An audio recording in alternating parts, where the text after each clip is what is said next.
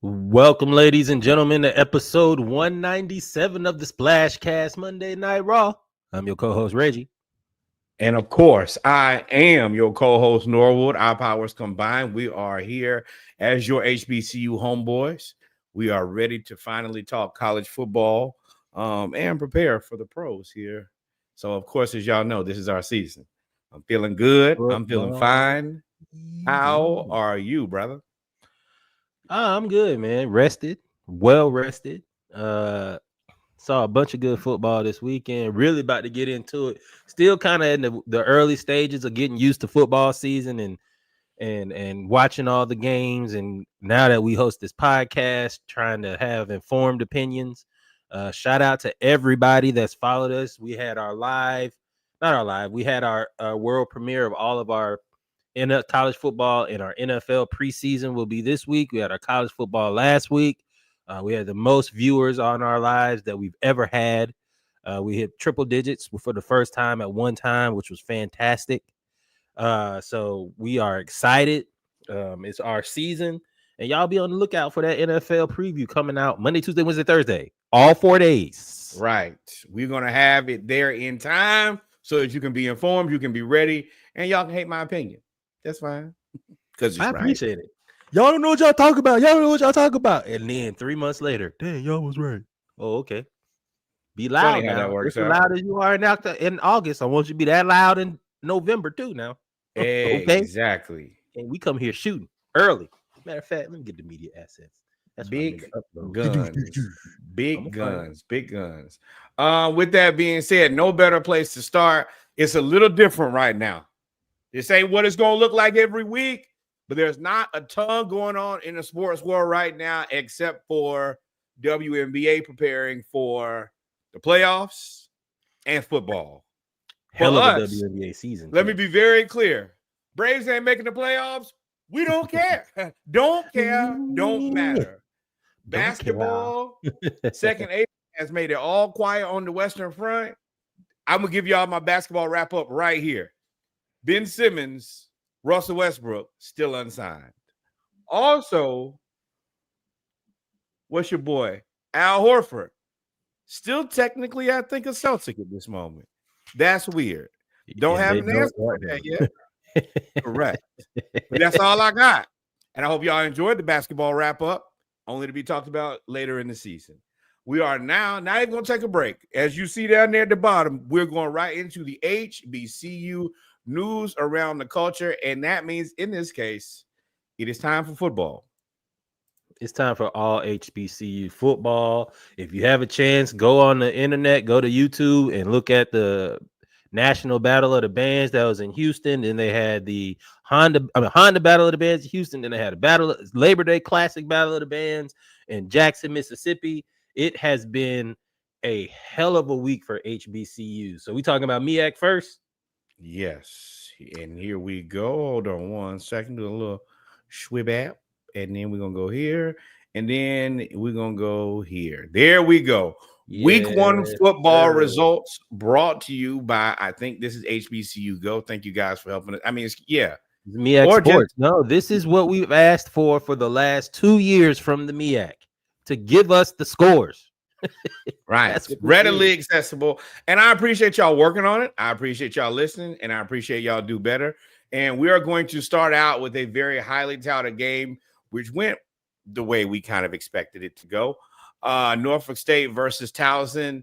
Michael Vick's coaching debut, HBCU debut, starts out against Towson. They got trounced. We knew it was going to happen. It's unfortunate, but this is life.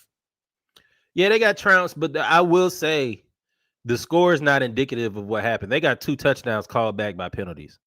So if you add 14 points to that, now it's 27-21, right? And Towson capitalized. Now, I will say also Towson, I ain't no snitch, but a lot of them players over there was hobnobbing and cooling with the HBCU folks. Might be some portals coming in about November, December. Don't be surprised. That boy trying to get to something in the water. I get it. I don't blame you. I do not blame you at all. But the culture was fire though. The whole event, they had ESPN there. They had the whole event was a event for HBCUs in a showcase of Norfolk State. And I want to shout out to Boss Bags. I want to shout out to everybody I know affiliated with Norfolk State. Scorpio, who went to Hampton, his brother Elton is on Michael Vick's coaching staff. That was more of a showcase for Norfolk, and they showed out and showed up. It was a very fun event. Everybody was talking about it. We ain't worried about Towson. Right. Right next to another NFLer making his coaching debut for an HBCU.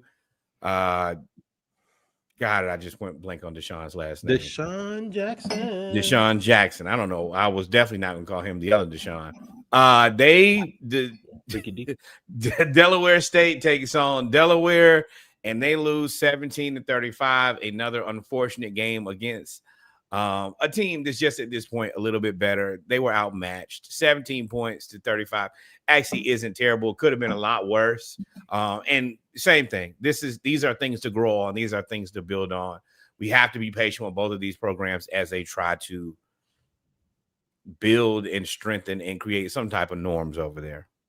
Delaware State's got a good scheme. Now they it's 35-17, but that was more towards like the second half. Like the first quarter, Delaware State was moving up and down the field. They just got to get more sound technically in the trenches. But absolutely, yeah, it was a fun game. Dang, UNC scored already?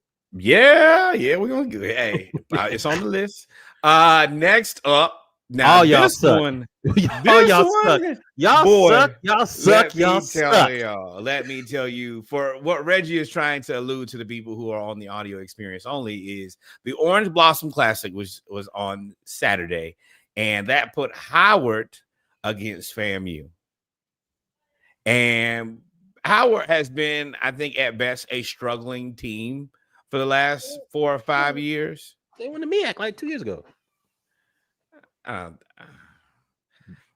They were runner up like 3 years ago. You're right. You're right. But they I don't think that they're that good, honestly. I just don't think that they're good. That good. With that being said, FAMU has been a powerhouse for the last couple of years and won the SWAC. No. Was it 2 years ago they won the SWAC? Mm-hmm. But they've been a very good team for the last few years. And to be handed a 10-9 loss, I was able to be around some FAMU alum yesterday, and I had so many jokes. All the jokes that you've heard on the pod about the dude with the money, their MAGA president, their coach leaving, their athletic director now being at Virginia State, everything all at once. This is a tough loss to start the season. I don't want to speak this into existence, but this could be potentially the season where all these things that we've kind of joked about and kind of talked about on the pod kind of come to a head. They've done a really good job the prior years being able to kind of just move around all of the foolishness going around either the school or the team. And I think this might be the season that you actually see it on the field. What do you think? Excuse me. Started coughing. Take a page out of your book. I'm going to try not to be a prisoner of the moment. Howard is struggling. FAMU had a quarterback issue all spring. And it went into the season. So they've got to get settled at a bunch of positions before you even talk about off the field. Now, if y'all continue to go out there and put out 9 points, then we're gonna try to attribute it to something. But we're gonna attribute it to something. But I think they'll recover. But they needed this win heading into the SWAC season. And that I will say that Alabama State comment I made that got some of y'all feathers ruffled looks to be about right. But we'll get to the SWAC. You don't remember I said Alabama State gonna be the number 2 team in the East? Yeah, I mean, I'm just saying I don't care. Don't care. Leave your sensitivities in Cincinnati. We don't care. How about that? Next up, North Carolina Central play University of New Hampshire. They also got trounced in what we most would consider a money game, 10-27. I think that this is still a good team. I think just a team that's trying to figure it out. But I think that they will still be the second best team in the MEAC. Fighting for the first, but yeah, second. And moving on, I told y'all I called this upset of the PWI on Saturday Morning Live. Your boy said South Carolina State was going to beat Wofford. Yes, your boy said South Carolina State was going to beat Wofford. I got ahead of my skis. I said they were going to blow them out. I forgot Wofford was PWI. I forgot. I thought Wofford was. I appreciate your transparency because I had the phone because I was going to call you out. Boy, let me tell you. I thought Wofford was like Edward Waters. Like I thought, I forgot that Wofford was actually bigger than South Carolina. The Terriers don't play around. So when I went and looked at their schedule, Furman-ish. When I went and looked at their schedule, I was like, "Oh, I may have jumped the gun." But then South Carolina State started staying with them. I was like, "Woo, I may be right." Shout out to Chinnis. Yes, making me sound smart. And that is your saving grace. He is a hell of a coach. He got a hell of a program. I think they came back to win this. It was back and forth. It was back and forth. It was like field goal, touchdown, field goal. With that being said, y'all are not Wofford. You were supposed to wipe the floor with the Blacks. Yeah, you already take all of them. Right. My dad watched that game. You know, he grew up on South Carolina State campus. He said, I remember Wofford didn't allow black people to play. Now they hold defense black. As a person who's been to that campus, I could see that for sure. Does not look like, hey, what are you doing here? Boy. But yeah, what they were doing there was whooping y'all ass. Congratulations, South Carolina State, on a massive win to start the season. Chinnis set the tone early. It's up and it's stuck with them. Y'all, hey, Central. This is not how you want them to start. South Carolina State also, I know y'all like that dude. And I know y'all identified a guy early. You found him to be a credible and legitimate coach. He looks like he's got your program running. He ain't gonna be that long. He can't be. He can't be. And I say this strictly from a financial point of view, is this guy looks like an NFL coach. Man. at minimum, a high level Power 5 coach. Yeah. He just don't really understand losing. He don't do it. He's a program developer. Right. I hope that he doesn't leave, but I know he will. But my point is, and what y'all gonna see and why they're gonna keep snatching up these coaches faster and faster is because these coaches are getting all these transfers.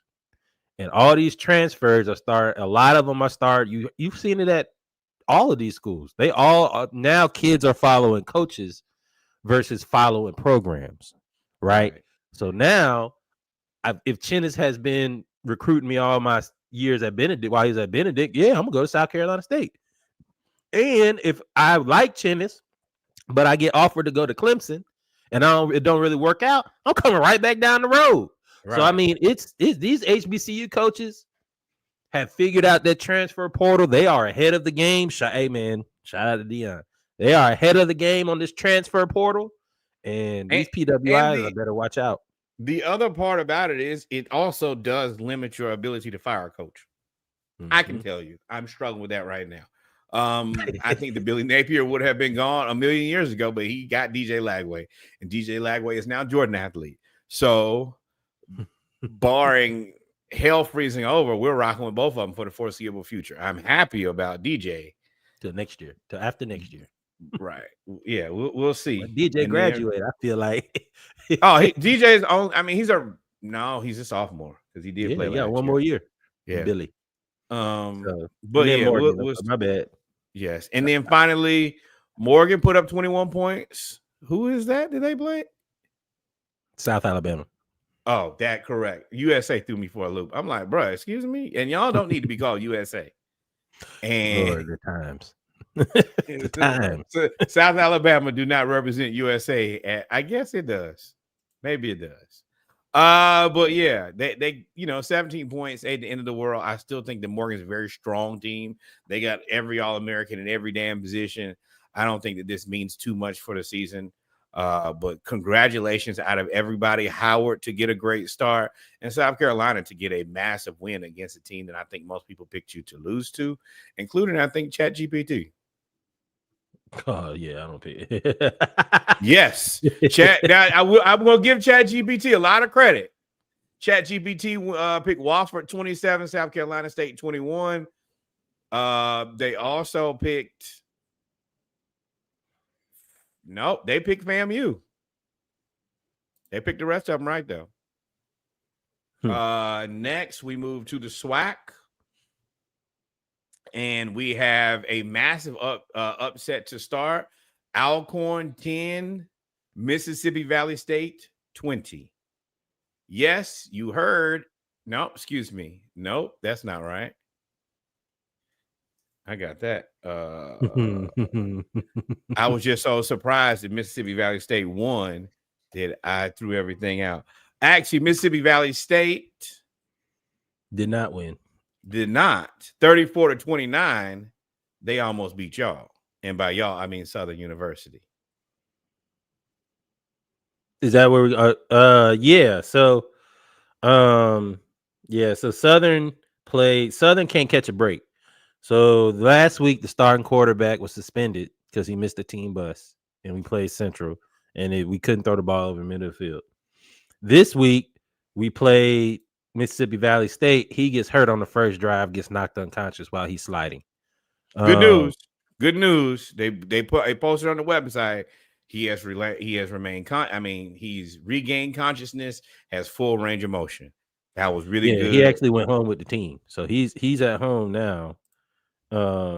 So in our offense, while the second string quarterback is really good at running the ball in the read option, he for some reason cannot throw the ball over the middle of the field. So, we still had 34 points, but Southern's quarterback, his stats are 19 carries for 97 yards a touchdown. Like the stats are about rushing. As that quarterback, man. It's not good. Yeah, man. Now Mississippi Valley, they're all right. They played well. But Southern it was a good game. It was a good game. Good game. Southern got to figure this quarterback situation out, man. Soon and very soon. Now we're gonna go back. I'm gonna tell you, the Blue Devil threw me off. I was so ready to talk about Mississippi Valley State. Yes, but Alcorn loses to Northwestern State 20-10. I think that this was kind of predicted. And to quarterback Jalen Tolbert, 19 of 44 for 182 yards and 2 touchdowns. Reggie Davis, I did not know you played in the football game. 15 carries for 65 yards, no touchdowns. And Jacorian Sewell, 13 carries for 61. And I don't really know how they did it. Northwestern blocked the punt. They ended up scoring. Alcorn State threw 2 interceptions. Tolbert did not throw 2 touchdowns. They threw 2 interceptions. So that's you're right. Correct. That's what was the downfall. Northwestern State had lost 20 games in a row before they played Alcorn, and this really wasn't about them beating Alcorn. Alcorn beat themselves this game. That's essentially what it was. So it was a good game. I mean, it wasn't a good game, but Alcorn played hard. It was a game for sure. Next up, Bethune-Cookman got smoked by Florida International. I think they had 6 rushing touchdowns. Smoked. Willie Simmons, he wasn't going. He was going to. He was going to run the score up on y'all. Rears his ugly head. Funny story. We meet again, and I have more guns than Drake. What did I miss? Nothing. Did not miss a single thing. Missed them kicking y'all ass, Cookman. But hey, this is to be expected. And at least you lost to a former HBCU coach. Next up, a game that was really, the score doesn't really tell the story. Hampton loses in a heartbreaker to Jackson State. This game was about even the majority of the game. And even though we ended up losing by 2 touchdowns at the end of the game, I will say that I think that Hampton played better than we expected for 3.5 quarters. I think that even in this loss, there's a lot to build on. Many people think that Jackson State is the best team in the SWAC, to be completely honest. And yeah, and I think that, I mean, if you looked at this game, we hung in there for the vast majority of it in a game, and I think that most people just thought we were going to get whooped. Did not, in fact, get whooped. Yeah, turnovers, man. Turnovers. That hurt us in this game. I'm looking at the box score and the right now the team stats. It looks like we had 3 turnovers, 2 fumbles lost, and an interception thrown, or Jackson State had none. So when you have points, and Jackson State scored 21 points off turnovers, well, there's your difference right there. Yeah. So if Hampton plays sound football, they win 14-7. But that's what good teams do. You make a mistake, they're gonna take advantage of it every time. It is interesting because Hampton has rolled out a 2-quarterback system, which, you know, me and Reggie do not love. Isaiah Freeman, 10 of 17 for 117 yards, 1 touchdown, 1 interception. He also had 13 carries for 94 yards, and the majority of that was on 1 carry for 63 yards. Then Braden Davis, 11 of 12 for 84 yards. It should be interesting to see how long we go with this 2-quarterback system, and will we do it for the entire season? I think overall, the even and the loss, this is a pretty solid game for us to play. Especially, this is a big travel game for us. We had a bunch of people from all over the Hampton alumni all went to Jackson, and going from Virginia to Mississippi is a stretch for us, and playing in that really big stadium. So I think that congratulations. I'm not going to bury the lead. Jackson State, y'all did a great job. But Hampton, I think if we can take something from this. This could actually be a good loss for us if you can have one of those. Next up, Arkansas Pine Bluff versus Texas Tech. We have told y'all. I mean, it is what it is. They spent the most money. They have the richest man under 40 funding Texas Tech. Arkansas Pine Bluff does not have that. And I think that the budget looks like the score here, 70-67. Thoughts and prayers to all parties involved. Red Raiders rated. Man. Yeah, we can run. Yeah. It was unfortunate, but I don't really got much to say. They got beat. It is what it is. Right. We already talked about FAMU versus Howard, and then we go to Alabama State versus University. The game of the day. Not Arkansas, University of Alabama Birmingham Blazers, 42-52. I don't think that UAB thought it was going to be that close. Eddie Robinson Jr. clearly thought otherwise. I told y'all. I told y'all. Alabama State, Andrew Body is back and he's healthy. They had the lead at halftime, 21-17. UAB came out, outscored them by 14 in the second quarter, and that's what really gave them that 10-point lead. But Alabama State didn't go away.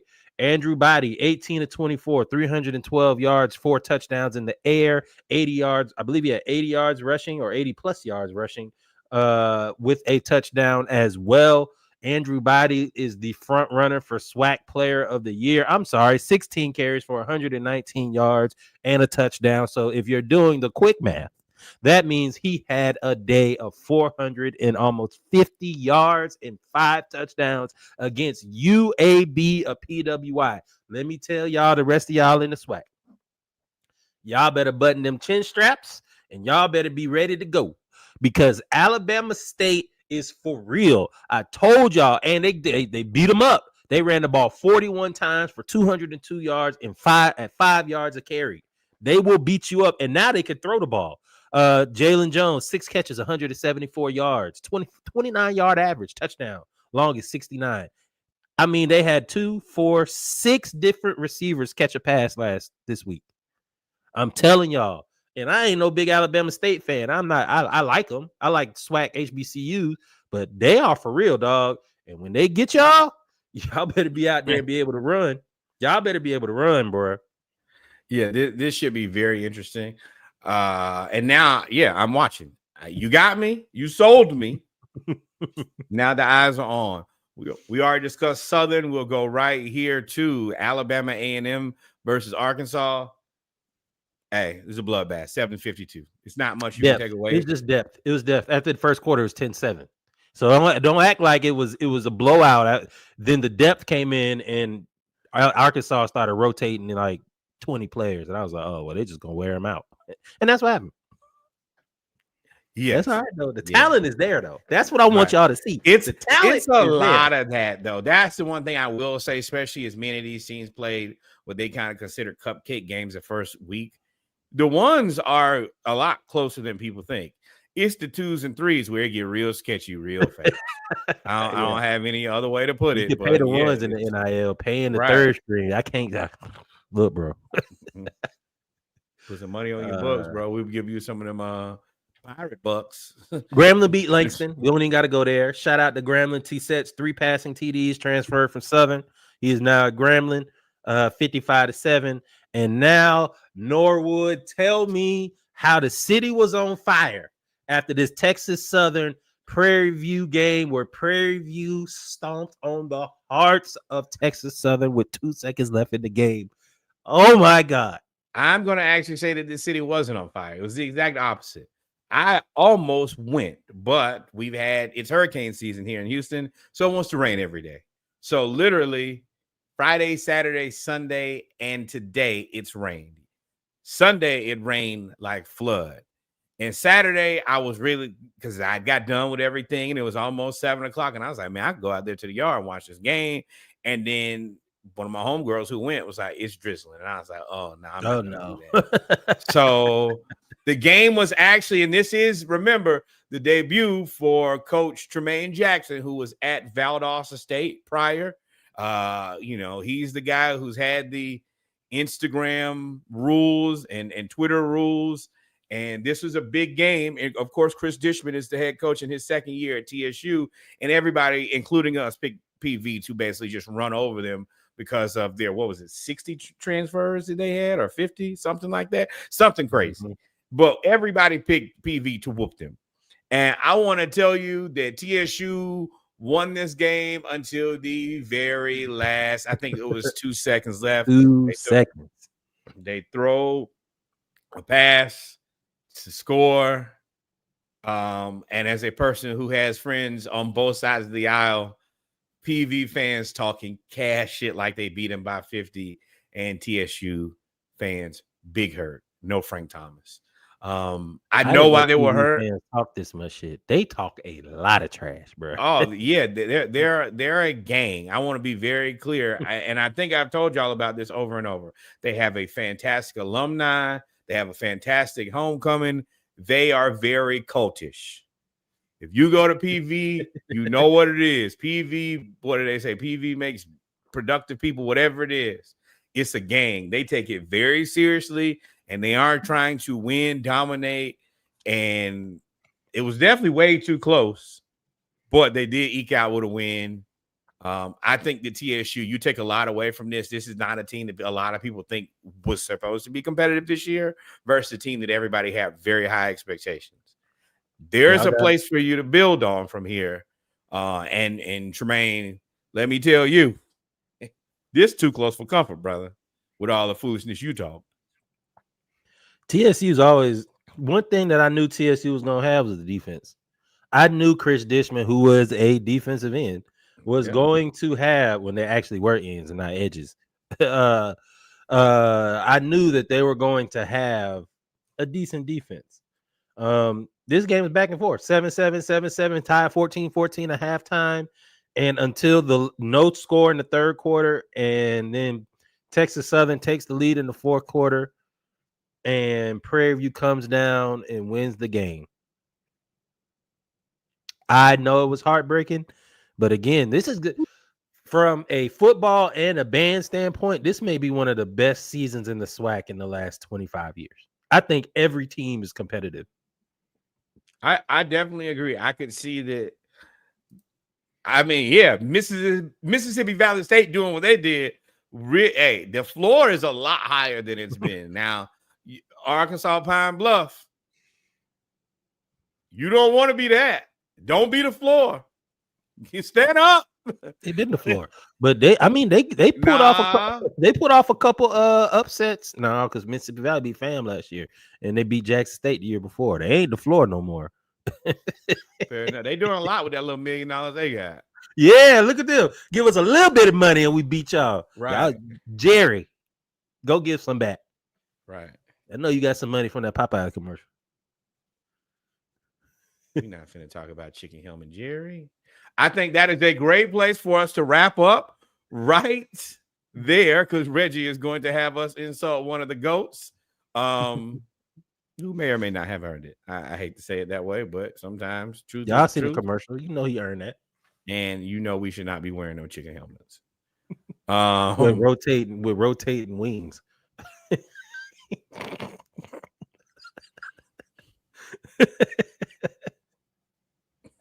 God, come on, Jerry. You ain't got nothing to say. That was a pod. I mean, we don't care either. That was a pod cover. We've done it before. Respect to your OG, but you be looking crazy sometimes. Yeah, man. Just put on them rings and give the Eagles fans middle fingers. That's what we need you to do. Right. With that being said, we are going to take a break. And when we come back, we're going to talk college football. And then we're going to talk what we hope to see for the Falcons, and that's it. It's a light schedule. This is technically week 0, so it's not a lot of moving and shaking, but there is some shaking. This week, you talking about week 0? It's week 1. Week 0 is last week. Fair enough. This feels still like, I guess you're right. You are right, but this is very. Yeah, so this is their second game. You're right. You're right. It still feels so week 0, and let me tell y'all again, man, it feels good to be back podcasting about football at that. Thank you guys for joining us. Always remember, like, follow, subscribe. This is, of course, a Dive Team Media production. We shall return here momentarily, and hopefully, prayerfully, this works.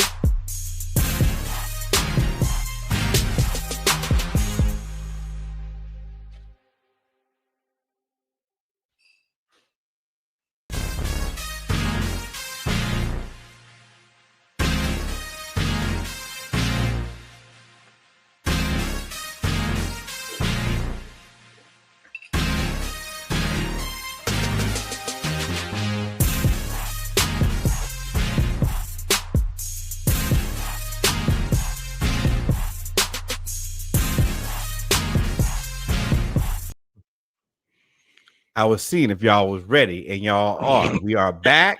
We are back. And maybe it's a lot of chats going on. Maybe we chatting. Maybe that's what we doing. Maybe y'all ready. Maybe you not. We're gonna figure it out, though. I told y'all it takes a little bit to get back in the seat. And we back. How about that? Oh, man, ladies and gentlemen, we are back with our college football segment of, well, really our football segment is just only college football here. Yeah. Our football segment of episode 195 of the Splash Cast. We're going to talk about college football, man. This was, first we start, like, follow, and subscribe. This was, I really enjoy, and I hope they keep this now, with the college football playoff now being 12 teams that will eventually go to 16, if I'm not mistaken. The ability to play teams, big name matchups, 1 versus 3, Texas versus Ohio State, all of this, Tennessee, Syracuse, all of these games that matter, Alabama, Florida State, LSU, Clemson. You can now play these games and they're not a detriment. You can now play big, start the season with big interleague play between the Big Ten, ACC, and SEC, and everything is still ahead of every one of these teams, which makes for great football at the beginning of the season. So I feel a little different about that because I do like the games early in the season, especially these type. But I do also feel like these games are semi-inconsequential because as long as you do what you need to, you still get to the top 12. So I think they need to find, and I listened to Nick Saban talk about this. They need to find a way to reward teams for wins more than penalizing teams for losses. It seems like they've taken away the penalty. I don't think there's going to be any team penalized for losing if they played interleague teams. I don't think, except for Alabama, because Alabama lost to and we'll get there. They lost to a unranked team. Well, which is even as tricky because I think that will last until tomorrow. No more weeks. Yeah, that's it. But that boy Tommy Castellano. There are a lot of good games on, including tonight. Right now, it is 7-7 North Carolina versus TCU. It started out how I expected it to start out. It didn't. Huh? You thought that North Carolina was going to run down here and score first? I thought they were going to come out with a bunch of emotion. It's Bill Belichick. It's a new team. It's a new coach. It's a new regime. I expected them to come out with a bunch of energy, and they did. And now things have settled down, and TCU is driving to try to take the lead 14-7. We will see. It is now 1st and 10 inside, right about midfield, right on the other side of North Carolina's 50. So we'll keep you guys going. We'll keep you guys updated. I did not think that they were to come out. They came right on now. Now, I do think that TCU is a better team overall. We've already kind of talked about this, but I didn't think the USC was going to strike first for sure. But congratulations to them, and let's move right on to. I'm going to let you take it, and your boys. We had a bunch of big games, but we got to talk about our Georgia Bulldogs and Florida Gators before we get to everybody else. Georgia played Marshall. Gunnar Stockton's debut, supposed to be the debut of Mike Bobo's revamped offense, and all of these players.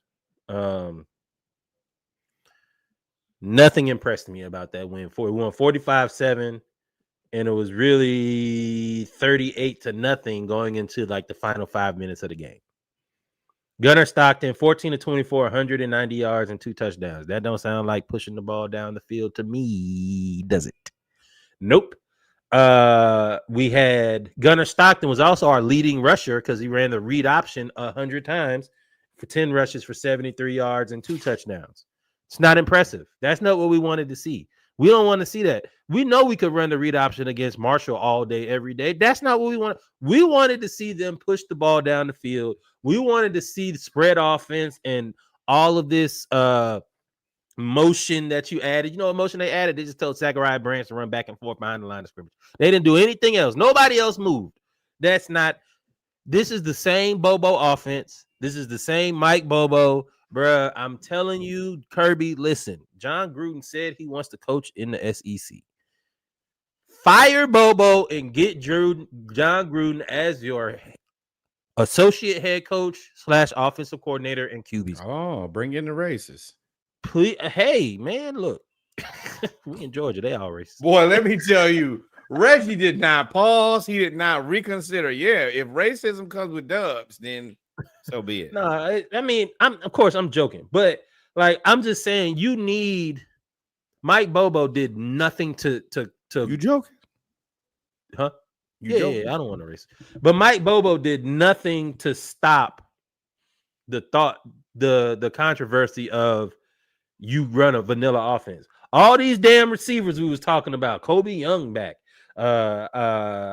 Zachariah Branch, all of this stuff. Zachariah Branch had 3 catches for 95 yards and a touchdown, and one of the catches was a 50-yard touchdown. They had 2 catches, 40 yards. Like nobody had over 3 catches. Nobody averaged. Like it's just, I'm not impressed with this win at all. I'm more nervous than anything else. Now the defense looked good. I mean, Kirby gonna have a defense. They were flying around. I mean, defense. But I mean, y'all have consistently had very boring offenses, in my opinion. But Because we have Bobo. Think about how long Bobo been there. Bobo was there with Rick. And then he went to Colorado State. Rick got fired. And they brought in Kirby, who brought in Todd Monken. And that's when the offense went crazy. You bring back, and then you brought back Bobo because you're familiar with them in that offense. That's baby, I'm back. Stupid ass, weak power toss to the weak side of the field. I hate everything about Mike Bobo's offense. I hate everything about it, and this solidified it. The first third down, what did they say? I hate the way that you talk. The first third down, what did I tell you that they were going to do? If he keep doing these damn bubble screens and you said I was trolling you, third down and 13, what the fuck did we do? Bubble screen. And I was like, come on, bro. Of Billy Napier. Great. I was like, come on, man. So I hope, and all the Georgia faithful around have been telling me to calm down. Hey, it's just the first game of the season. Yeah, yada, yada, yada, yada, yada, yada, yada. Cool. I need to see improvement next week. I need to see the passing game. I need Gunnar Stockton to be able to throw the ball deal. Y'all love him. He got that 1942 F-150 with no air conditioning. He got 3 cows and 2 pigs for Christmas 2 years ago. He's named Gunner because his granddaddy was a gunner in World War I and World War II. Y'all love him, don't you? Sure. That looks like I hate Bobo. On your face. I hate Bobo. I hate Mike Bobo. Do you think that Gunner is like? You think no, he's Jake Fromm. Gunner is fast Jake Fromm. He is a mix between Jake Fromm and Stetson Bennett. He's the All-American. And I'll stay there because I've already toted the line on Racy Talk, and I'll leave it there. But he is exactly what a certain group of people would like to see at quarterback. Me. God bless America. What about Florida? They played Long Island. It was a blowout. 61-6. I'm gonna keep it real simple. First of all, this was a break for us. We had one of the worst schedules in college football, if not the absolute worst, especially with Florida State emerging in the way that they just did. It just got infinitely more. It got more bad. I want y'all to understand. I'm a person who cares about grammar. It got more bad for us. With that being said, y'all ain't even heard of the Long Island Sharks before.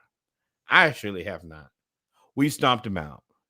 DJ Lagway, 15-18, 120 yards, 3 touchdowns. And I'm talking about he hit them quick.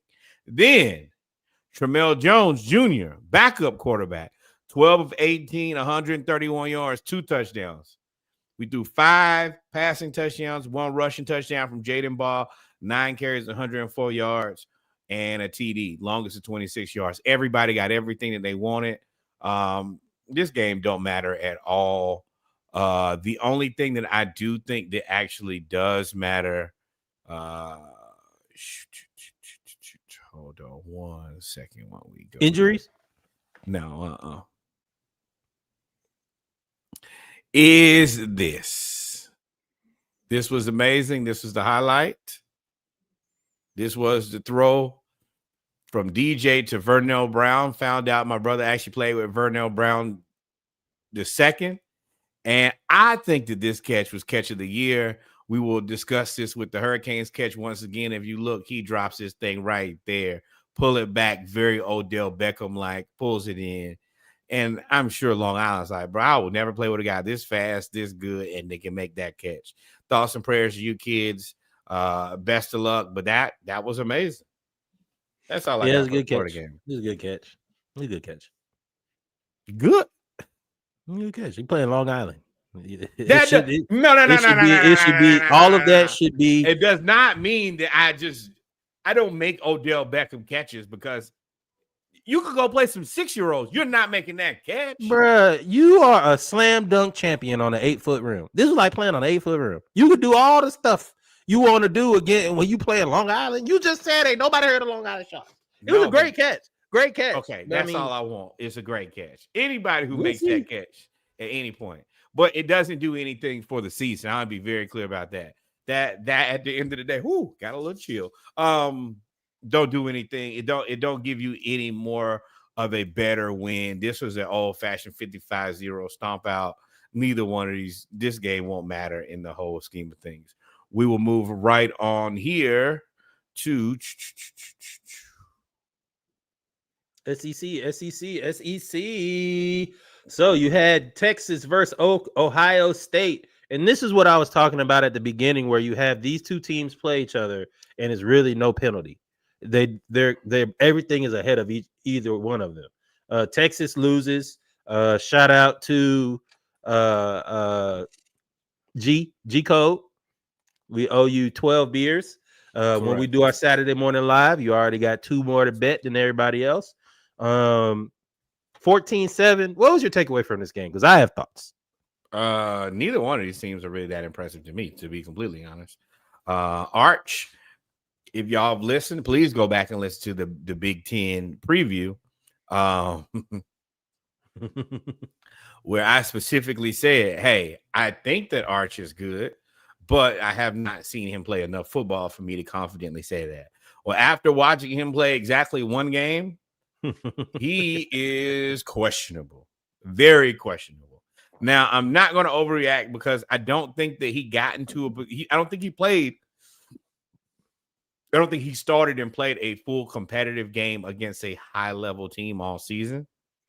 I do think that the biggest thing for him is it's not receivers being open, and it's not him holding the ball too long, but him and Ty Simpson from Alabama, y'all ball placement has to be better. You have to hit the guys that are open. That I don't have an answer for, and your uncles being the Mannings don't really help. You have to throw the ball to the guy who's open and hit him. Yeah, I had a lot of smoke for Steve Sarkisian at the beginning of the game. Before the game, I don't necessarily think he called a bad game. I think he actually called a couple plays where Arch Manning just missed somebody wide open in the end zone, the tight end. He on the 4th down play at the end of the game, he missed it. He called a similar play, and the same dude running over the middle of the field was wide open in the end zone again. And I was like, dog, you can't miss that. So Arch just had a bad game. I don't know if that's what he is now. I will say, I told y'all to start your first start to play in Ohio State is a hell of a first start. At Ohio State against the national champs is a hell of a start. And I do think I want to attribute it all to nerves. I do think he was nervous because that first pass was awful. It was a duck. But we got to give some credit to Matt Patricia. He schemed up a hell of a game against and that Ohio, like both defenses, very good. Very good. Very good defense. I think that Arch might benefit not doing so much moving around right now. I know they want to move the pocket and kind of get him out of there because he does have some athletic ability, but I think that also cost him some accuracy. Also, losing Kelvin Banks to the draft means a lot for Texas. He was a guy who you could count on that if you put somebody in front of him, they were going to be immobilized. And they lost their number 1 tackle this year. That starter. He's out for the season. So he's already down his best offensive tackle. So those two things, but y'all got Lambos. So that means y'all got McDonald's money. Go find it. Yeah, that's what all the money for. NIL for y'all is depth. Yeah. So I'm not going to rush to judgment on Arch like I will with Ty Simpson when we get to Alabama, but you don't have many more games to look like this. No. And Ohio State, let me be real. Let's go there. You don't look no better. Y'all, this 14-7 was this is not what I don't think anybody expected about either one of these teams, to be completely honest. I thought it was going to be way more high scoring. I thought that we was going to see a show from both quarterbacks, and we got a show from both defenses. And both quarterbacks look shaky as a strip. Whoever is Texas's defensive coordinator, somebody put that in the chat. Somebody, when we post this, somebody put it in the comments. We got to give him his credit. He has effectively shut down Jeremiah Smith now 2 games in a row. In the national championship, Jeremiah Smith, 1 catch, 3 yards. In this game, he got open He had 6 catches for 43 yards. His longest catch was 16 yards. So it was really 5 catches for 27 yards. His name is Pete Kitkowski, and was the outside linebackers coach and defensive coordinator since 2021 in his 5th season on Sarkisian's staff. He has figured. I'm not gonna say he's the Jeremiah Smith stopper, but whoever Brian Hartline, y'all, you're gonna have to figure out a way to get Jeremiah Smith more involved. That Texas defense and that defensive line are great. Shout out to let me look at this defense. This is who stepped out to me. Leona Lafau, number 18. He was everywhere. 9 total tackles, 3 solo. He was a great blitzing linebacker. He was everywhere. They really only had like 1 lapse, and that was in the second quarter after a turnover. Other than that, bro, this was a very even game. Right. And I say that none of y'all look like the best team in your division either right now. Not neither one. Quintravion Wisner, 16 carries, 80 yards for Texas. CJ Donaldson, 19 carries for 67 yards. Arch Manning, 17 and 30 for 170 yards. Julian Sand, 13 and 20 for 126 yards. Let me tell y'all, this is mid. Midorific. Mid-tastic. Midi. I'm going to give everybody a chance. And at this point, I'm just going to say these defenses must be really good. Yeah, they got to be. The scheme, they scheme. They have to be. But I'm going to tell you, if I'm any of these teams, specifically if I'm South Carolina, I believe I can beat both of y'all. If I'm LSU, I believe I can beat both of y'all. And I'm going to tell you, Ohio State, if you play like this versus Michigan, y'all can lose. Yeah, because Underwood, bro. Right. Underwood looks for real. And I don't think we're going to talk about Michigan like that, so we could talk about him here. Dog, Underwood, all of a sudden, all that trash I talked about Michigan, bro, he came out there. Now, of course, I don't think they played anybody, but there was no problem with pass placement at all with him. It was right on the money, bro. He looked good. Him and that dude from Maryland.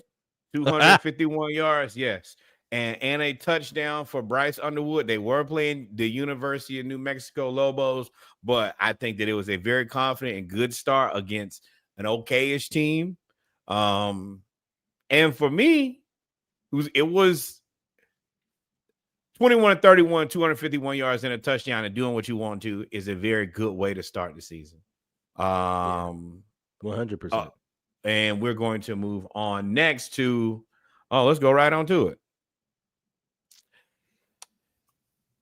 This is a little trick baggy. First of all, Alabama loses to Florida State 17-31. Now, Kalen Dolber, they're going to kick your ass for losing to an unranked team. This is a team that should be ranked. I want to make that very clear. And from all looks of it, they'll probably be a top 10 team after this week. So, in hindsight, you lost to a team that should be, this probably going to be ranked around the same place you are. You might actually take a bigger dive because of that. That's an unranked team. That at the end of the day, you're going to be penalized. Whether they're ranked because they beat you. They're ranked because they beat you. I don't like that because I think that this team was just ranked improperly. I don't think preseason rankings should matter because of the portal. Nobody, there's no way. There's no way to know what Florida State was going to be here. Tommy Castellanos, we knew he was good at Boston College, but it was him and the edge rusher that now plays for who did we just talk about? It was him and the edge rusher that just went to the league. That was the team. So right. And Alabama's Alabama. We thought they were going to be okay. And I mean, essentially, they were good in the passing game somewhat. 23 or 43, 254 yards. It wasn't 5.9 yards of pass. No. Let me, and this is what I will say, because I think I may assume what you were struggling to kind of say was, I don't think that Bama sucks. I think Ty Simpson sucks. And I think that Ty Simpson sucks makes this offense send everybody. And he can't he was really disappointing. But also to me, why? I told y'all he was going to be bad. I said he had been there for 4 years, and they kept giving the job to somebody else. Yes, and that in the hindsight is very indicative of who he is. You're just not a starter, bro. And the guys in front of you are good and were good and were pros. And that's what it was. They were pros. You are not. You are a dealership owner. But I'm gonna take but I was actually gonna take a left turn from that. Alabama ran the ball for 87 yards.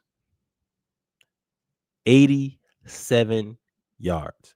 Take away Ty Simpson's rushes, and they ran the ball, the running, and all of everybody else, and you just make sure that it was running backs.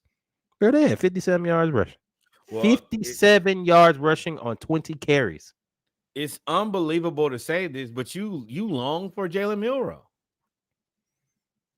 And Kalen Dover, I also think that you were stunning Jalen Milroe's growth because he looks a lot better as a Seattle Seahawk than he did as an Alabama Crimson Tide. And that's not typically how things go for players. So you got to go to the young guy at quarterback. I think that the Ty Simpson experiment needs to be over with. Yeah, they got the freshman there, the 5-star freshman from Texas. Go ahead and go to him. Yeah. One, because he's got to figure out, and what you better do, Kalen, because now what will get you fired is if you lose Ryan Williams. Ryan Williams has not had a good game in like 6 games. He has not gone over 100 yards in 6 games. He has not had a receiving touchdown in 4. And he is arguably the number 2 receiver in the nation. And at his peak last year, he was probably number 1. So, especially number 1 freshman, him and Jeremiah. So, you got to figure out how to want to come play with DJ Lagway, brother? I got a quarterback for you. You got to figure out how to get Ryan Williams the ball, big dog. If you get Ryan Williams the ball, I think you'll have more success. But 5 catches for 30 yards, just like I said with Jeremiah, that ain't going to cut it. That ain't going to cut it. And y'all needed to win this game. Yeah, this kid, Austin Mack, sophomore, 6'6", 236. Hey, it's your time, brother, from Folsom, California. That's not what I'm talking about. Or are you talking about, hold on, there's another, it's multiple. I'm trying to see right now, but let me tell you, Ty Simpson, go ahead and give him a job. Or Keelan Russell. Keelan Russell, that's from Duncanville, Texas. He is the one that you can go ahead and pencil him in, big dog. Ty, it's cool. Look, there's a lot of opportunity as a backup quarterback and quarterbacks coach.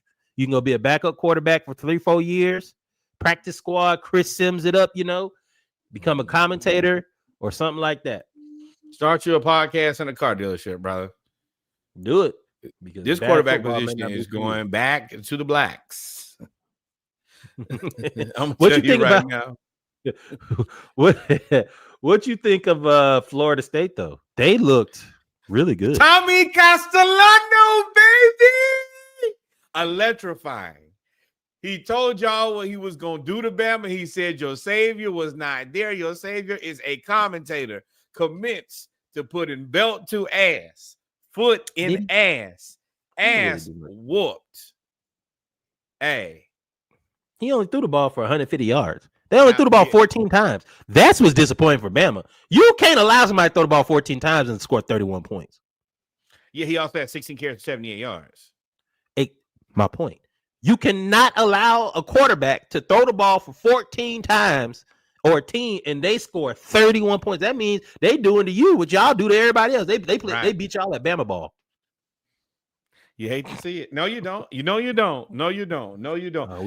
Alabama 25 years, throwing the ball 43 times and Florida State throwing the ball 14 times says a whole lot. The most. But I don't think that Bama sucks, and I think that this is the best thing that can happen. You get punched in the face early. You know you need to go ahead and move on at the quarterback position and get it done. I don't know, man. They get a reprieve next week because they play Monroe. Then they play Wisconsin. Hey. Then you got Georgia, Vanderbilt, Tennessee, South Carolina, LSU, Missouri, Oklahoma. And let me tell you, Diego Pavia is better than Ty Simpson. Right now he is. Oh, and Missouri somewhere in there. Right now, Bama, it could get nasty fast. Y'all could be 2-1 playing at Georgia, then Vanderbilt, at Missouri, Tennessee, South Carolina, LSU, Oklahoma, blank, Eastern Illinois, and then Auburn. Let me tell you, Kalen DeBoer. Kalen. We have a resident Alabama fan that is in our group who was a pastor, man of the cloth, and went completely off, took the cloth off and went crazy. Went off in the group chat. Not every Alabama fan right now wants your head, bro. It ain't even. It's probably not a coincidence that it's very bad. It's terrible. It's not a coincidence that John Gruden released that statement, and now that everybody knew you was gonna be on the hot seat. Now, don't hire John Gruden, but do you think Dan Lanning would leave Oregon for this job? No. Do you think that Lane Kiffin would take this job? I think Lane Kiffin is waiting. I think Lane Kiffin is waiting on Florida. I truly believe that Florida. He wanted to go last time, but y'all ain't want to pay him or something like that. Something where because he was supposed to go to Florida. I don't think we could do anything. We couldn't risk losing DJ. Maybe that was it. But y'all, that's who Lane needs to go. If Alabama gets rid of Kalen DeBoer, they're gonna go. They're not gonna go get Dabo because Dabo would be foolish to leave Clemson. Yeah, you're safe. You probably go. I wouldn't be surprised if they go after like Schumann, who is Georgia's defensive coordinator. He has everybody on Georgia's staff has ties to Alabama, like literally everybody. So I mean, I wouldn't be surprised if they went there. But they've got to get somewhere to be able to run the ball again. You got to get somebody to go run the ball. And that was always the problem with Kalen DeBoer at Washington, is that he threw the ball 40, 50 times. If you're going to do that, go ahead and put in the kid from Texas. Put him in. I think you have to throw the ball a little bit more than they have in the past because you got Ryan Williams, but you also have to have something in that looks like a capable quarterback, and you don't have it right now. You don't have anything close to it, to be completely honest with you. Well, I'm looking at the highlights too now. Florida State ran a whole lot of misdirection, double reverses, and Gus Malzahn was calling plays. Gus Malzahn was out there. You gonna mess around, and Gus is gonna get another job from this game because he definitely ran some really good plays. He was very creative in the motion. He loved that little orbit. Yep, pick six. But he likes that orbit motion, and he was kicking y'all ass with it. Y'all going in different directions. I don't think that you probably play that many offenses that are that creative and also know you that well. Gus is uniquely qualified to kick your ass. Uniquely. So we'll see with Alabama, man. We'll see. We'll see. Y'all gonna have to figure it out. And we're gonna keep an eye on Florida State too. No. You don't have to figure it out. Y'all get stomped out every week, and nobody gonna feel bad for you. Let me tell you. I won't keep that crystal clear. But Florida State is now the team that everybody, they're gonna be the darling of everybody's season now because of what they've gone through over the last 2 years. Now they got work to do too. Now you don't get out here and just get to do whatever. I mean, Florida now has to be, the lights have to be on. Clemson, the lights have to be on. You're not sneaking up on anybody else. Like they kind of snuck up on Alabama. It was just kind of a foregone conclusion. Florida State spiraling from really 2 years ago. Just, will Mike Norvell's like, hey, I want this job. I don't want to be fired. No, you're right. And we don't know. We really didn't see what Florida State's offense was. So we've got to figure out how they can. Their defense looks good though. And we can move on because we could talk about this game forever. Oh, we're definitely moving the hell on from these guys. But that was a good game. Tennessee over Syracuse. It's tight, Syracuse. It's tight. That schedule's crazy. That schedule. Listen, man, y'all, out of all the teams, you and Rutgers just got the shaft from the leagues. Everybody screwed y'all over. And Tennessee, shout out to Joey Aguilar. Shout out to Josh Heupel, who also got his contract extended, if I remember correctly, through 2030. Him too. But to lose Nico Amaliva And then bring in Joey Aguilar, who's supposed to be worse than Nico, and he comes in 16 to 28, 247 yards, 3 touchdowns, no interceptions, no fumbles. You think he happy to be out of UCLA and be to Knoxville? You think he know the words to Rocky Top yet? Already, they scored. He rung it up 3 times. They scored 6 touchdowns. Bro, I got so many of my Tennessee fans. They played it every time. That Rocky Top would drive you crazy. And well, congratulations. It's so crazy because you know the words. You know the words to Rocky. Right. And it's so crazy because you don't want to. Star Thomas, 12 carries, 92 yards. And Deshaun Bishop, 11 carries for 82 yards. They just did what they wanted to them. I mean, yeah, once you get down, they went up, they punched them in the mouth, 17-0 in the first quarter. Once Tennessee gets rolling like that and they can do whatever they want. I do want to give Syracuse credit. 23 carries, 91 yards, 3 touchdowns for Yassine Willis. That ain't a bad day. No, they weren't bad, but they quarterback, boy. Tennessee has figured out how to get to the quarterback. We got James Pierce Jr. on the Falcons, and they had how many? Let's see. The quarterback was sacked 7 times. Is that what I read? 1, 2, 3, 4, 5, 6, 5 sacks. 5 sacks. 7 tackles for loss. That's tough. That's tough. Like when if they can get to that 0 sacks and 3 tackles for loss, so that'll change the game in a heartbeat. Tennessee, man, that's a good start for them because they got a schedule too. That's what they needed.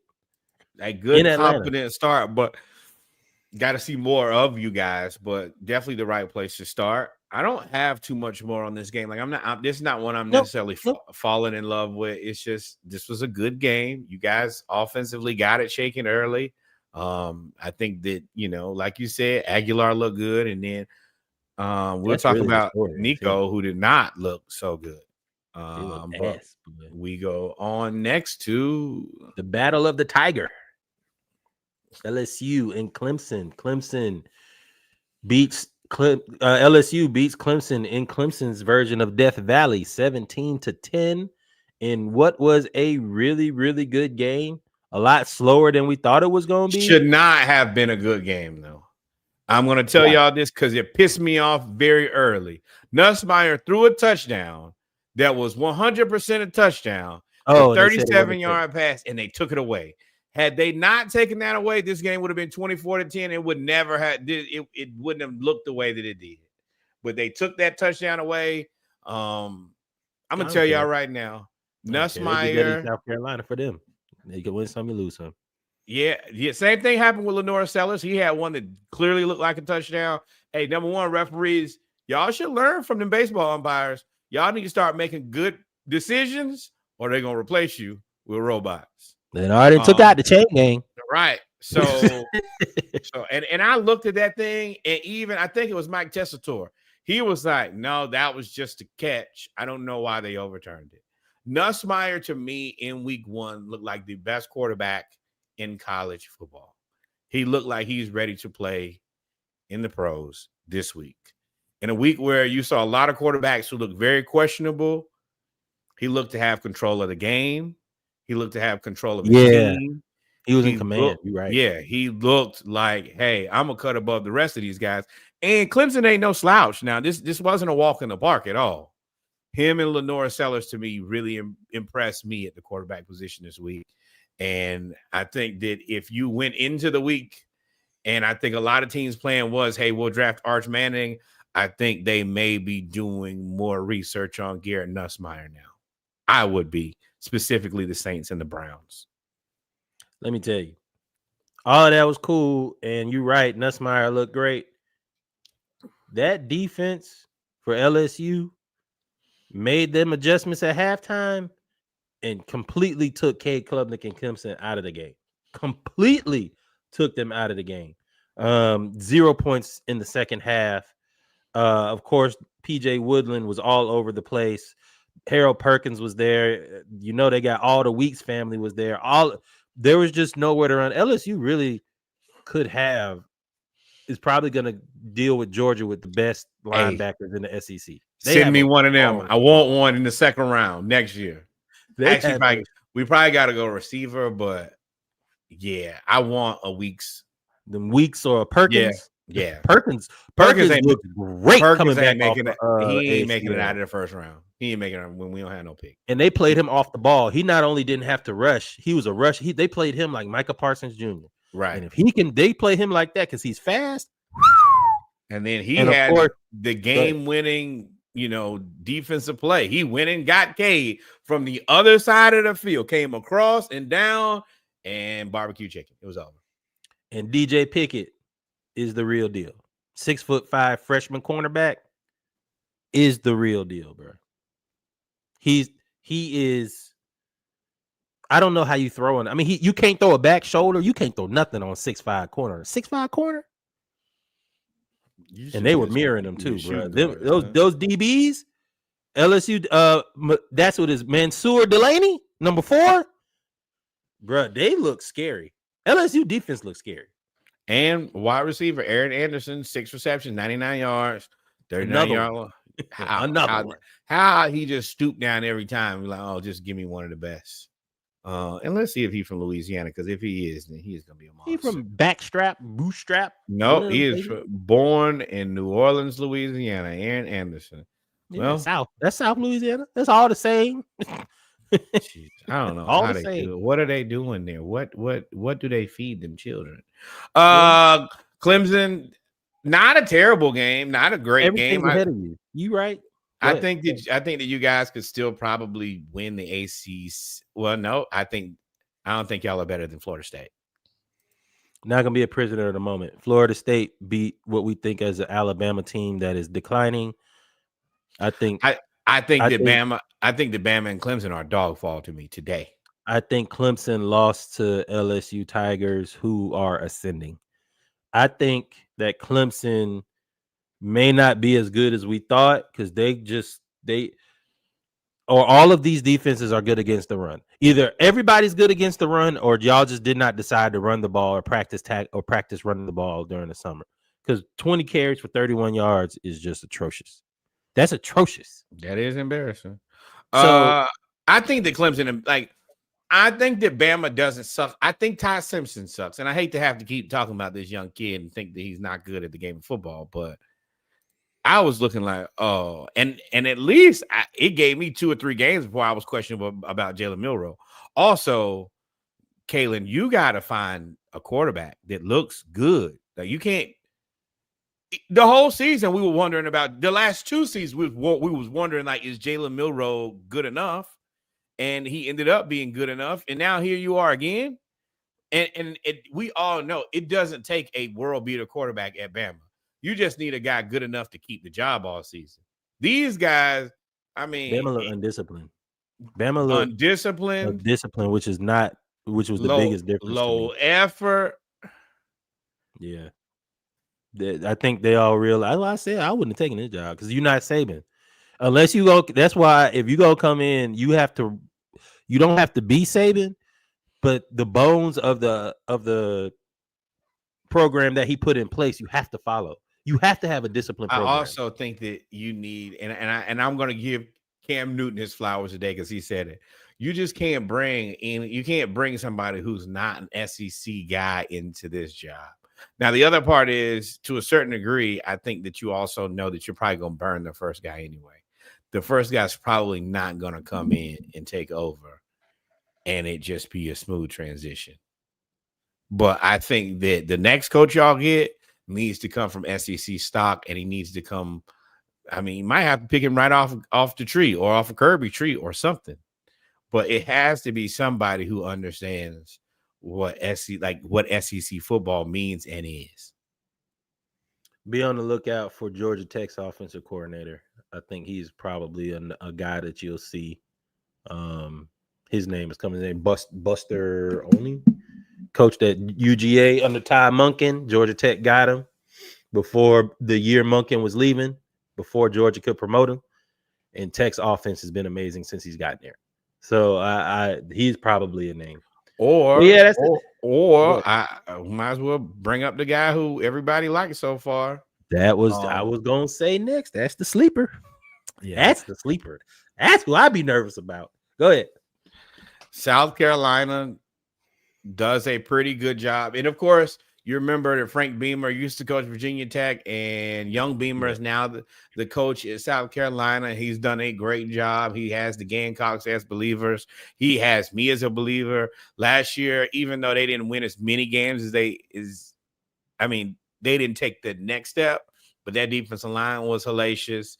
Lenore Sellers, and I know Reggie's probably not going to like this, but I saw something where he looks very much so Anthony Richardson-like with his ability to run and throw the ball deep. Very good comp. And I think that, it's about him getting more reps, but he's finna stress out everybody. Because if you're the edge or you're a linebacker and it's one-on-one, I don't know if you have very good odds of tackling him in the open field. If you're an edge or a linebacker, he's going to run around you. If you're a DB or a safety or a cornerback or a safety, he's going to run right through you. That Anthony Richardson is spot on, except for Anthony Richardson didn't like to rush. He didn't like to run like he was like he was trying to prove that he was a passing quarterback, from what I remember. Whereas Lenore Sellers be like, 1, 2, 3, it's not there, I'm out. And he be gone.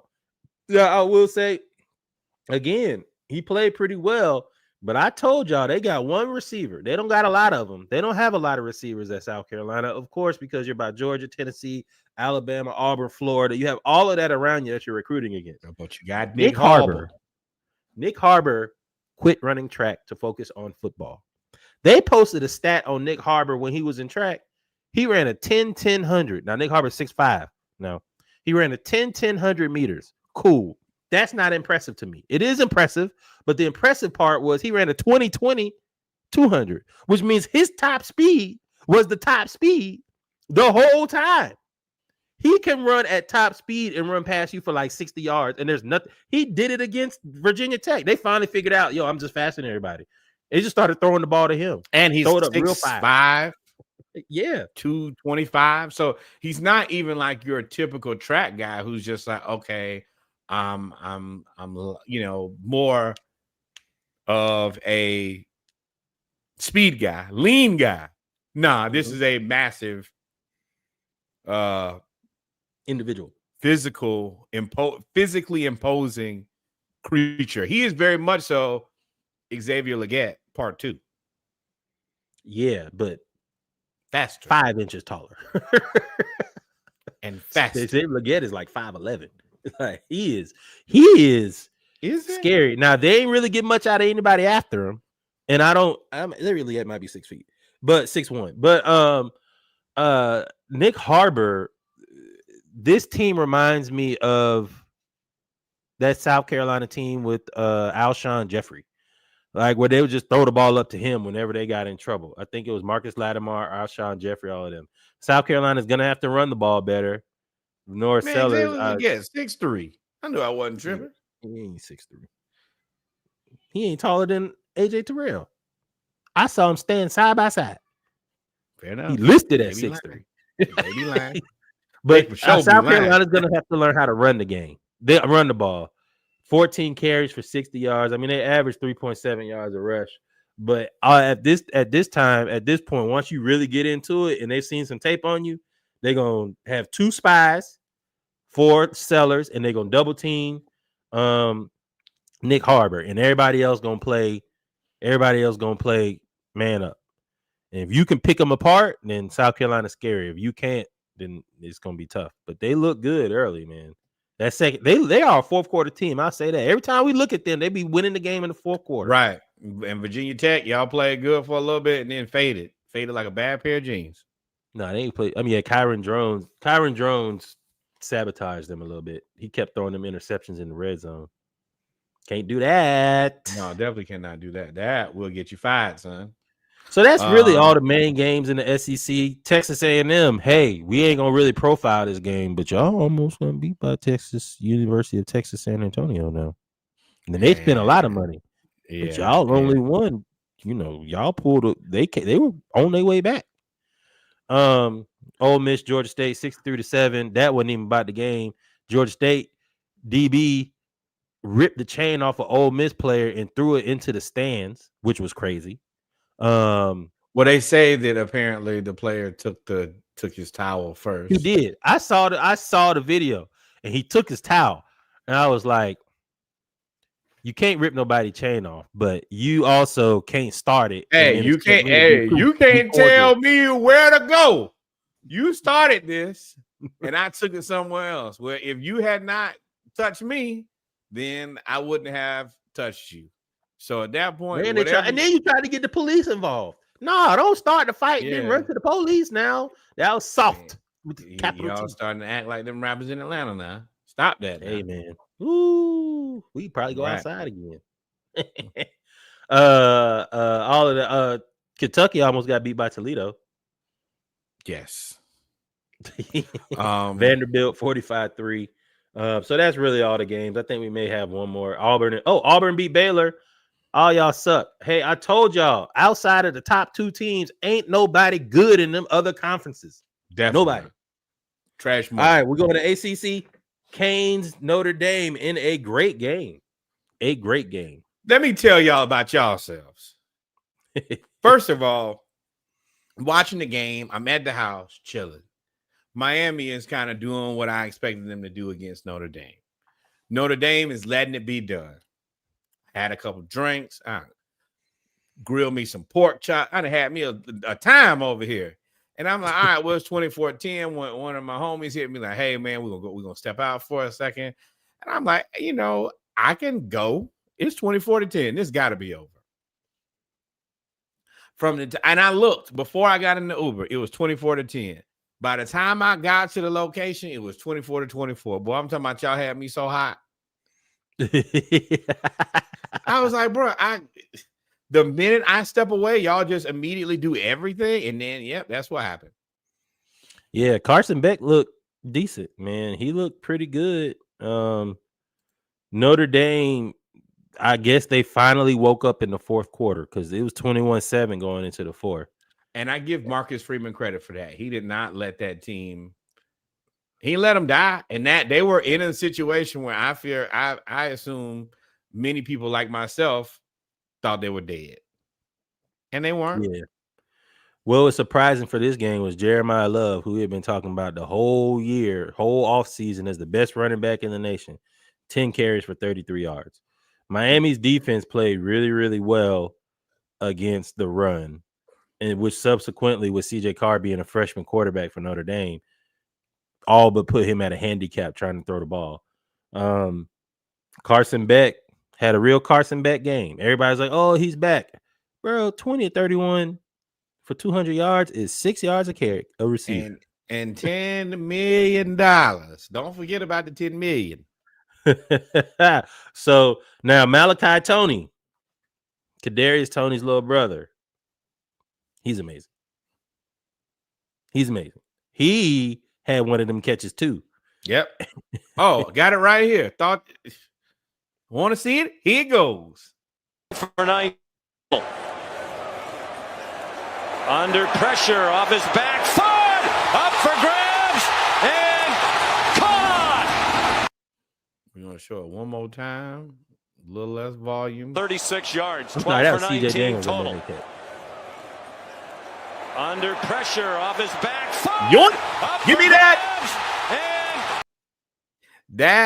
And y'all please go to for the people in the live, go to the Instagram. I posted both catches. Y'all tell me which one y'all think is a better catch. I'm still leaning into Florida, but I do on the second, third, fourth, fifth, sixth, seventh, eighth, nine, because I don't watch them catches each probably about 10, 15 times. Both elite catches. Yeah. And I will say the traffic portion does make that a little bit more difficult, but I think that the ball was a little bit closer. But both elite catches. Congratulations to Miami and to Florida. You know what I see about that catch? That was an elite catch from Miami. That still looked like Carson Beck, though. He got under trouble and he threw it into triple coverage. He just happened to have the guy. CJ Daniels there to make the catch. Right. Let me tell you, you can't keep doing that now. Throwing it in the triple coverage at the goal line will get you $10 million, apparently. So, I was about to say, we don't. I mean, do you think that, maybe he could make himself into like a late round QB, but he's honestly playing with house money. Yeah, he playing with that. Chill. I got my money. I got my NIL money. I got my school money. I've been clearly down there on the babes because I broke up with my girlfriend the first week I got to Coral Gables. And twin sister called you out. That's crazy. He living a good life down there. So yeah, get it how you live, brother. Do what you want to. We are now going to go to Georgia Tech versus Colorado. We all watched this game. They put Colorado in the prime time spot. Colorado, the thing that I took from this game, Colorado started out hot. The first 3 possessions, fumble recovery, interception. And they only were up 7-0 at the end of the first quarter. And I said, I think I texted y'all in the group. I said, the only thing I took from this first quarter is that Georgia Tech is clearly the better team. Georgia Tech was clearly the better team after the first quarter, even with 3 turnovers. Colorado, even with this game and how it went back and forth in the second half, Colorado lost because they decided not to call timeout. Oh, clock management from the school of Raheem Morris. Yes, that is our coach. You can't. What are you gonna do with the timeouts in the fourth quarter? You can't take them with you. They don't roll over to overtime. Yeah, Like, why would you not? I put them in my pocket and I keep them for later. That's what he said. He said, I wanted to make sure we had them for a situation where we absolutely had to have them. And I want to know, when there's less than a minute and a half left in the game and you're down 7, what other situation is where you absolutely have to have the timeouts? What would cause you? And you ended up having to throw a Hail Mary because you let the time go. Oh, that's highlights. So North Carolina getting run through, bro. Caden Salter looked good for Colorado. He was okay. He was okay.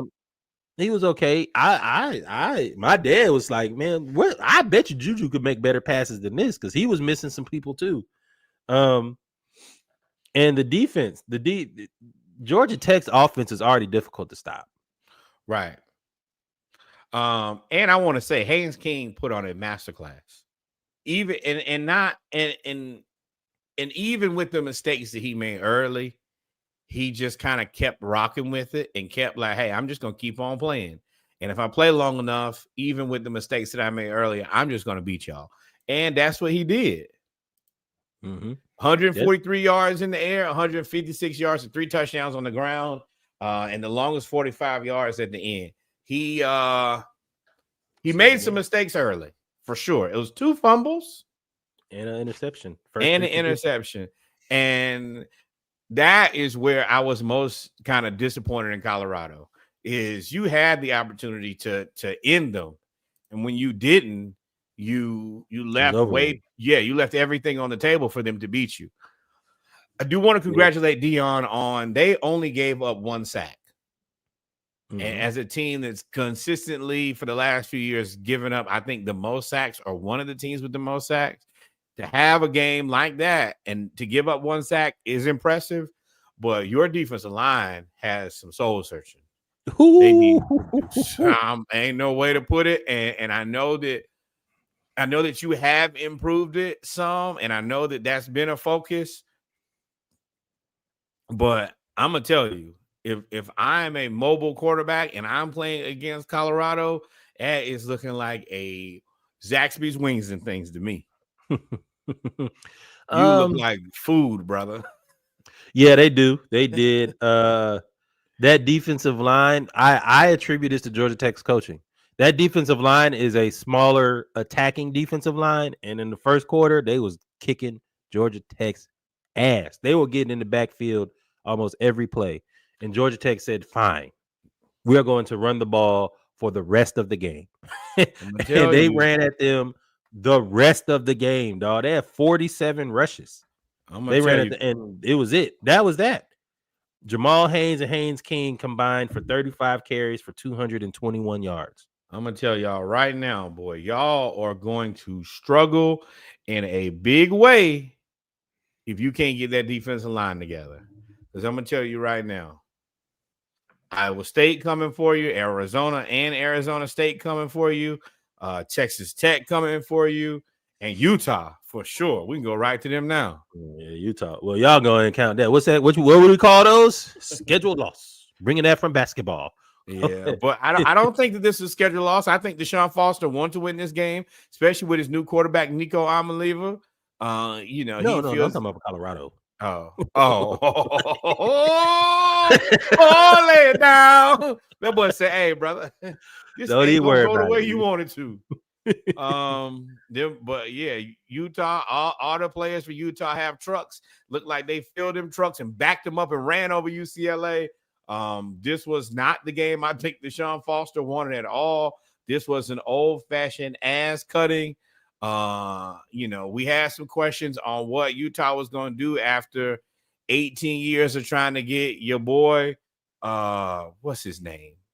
Cameron Rising. Right. Yeah. Cam Rising to play the QB. And then they came out like gangbusters and beat the hell out of UCLA in Pasadena. This is a home game.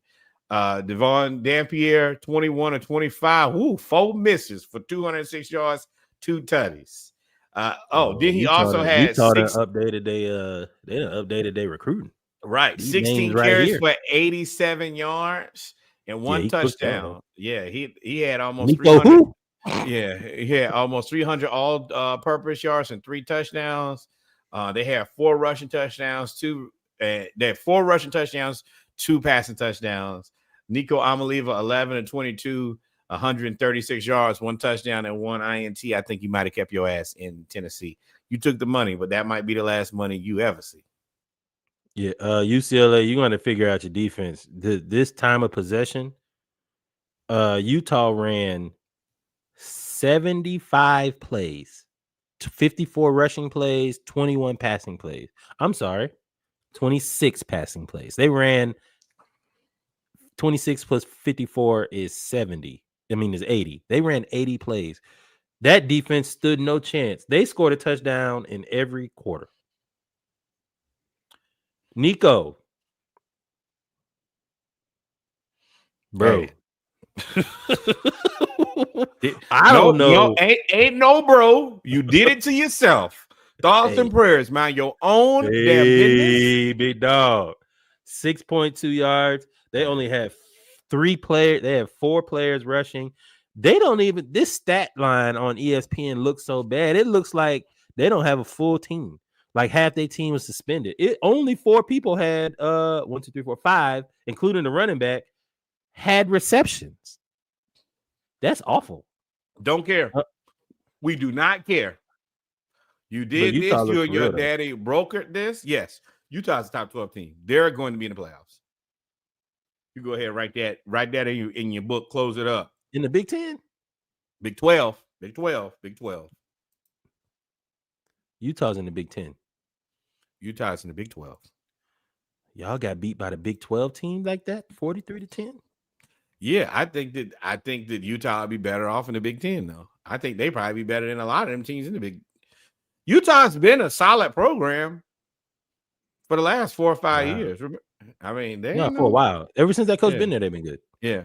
But yeah, it's tight. Honestly, he might be a guy that somebody need to call on. Because he can recruit, and he's recruiting good players. He's putting them in the pros, and getting people to Utah ain't the easiest place to get people to. I assume you can get people to Utah, you can get people to most places. Yeah. Yeah. So I mean, it was tough. It was tough. Hey, I'm just gonna address the Big 10 as a whole real quick. Indiana, ODU, 27-14. Not a blowout. Northwestern, we told y'all was bad. Got beat 23-3 by Tulane. The Green Wave?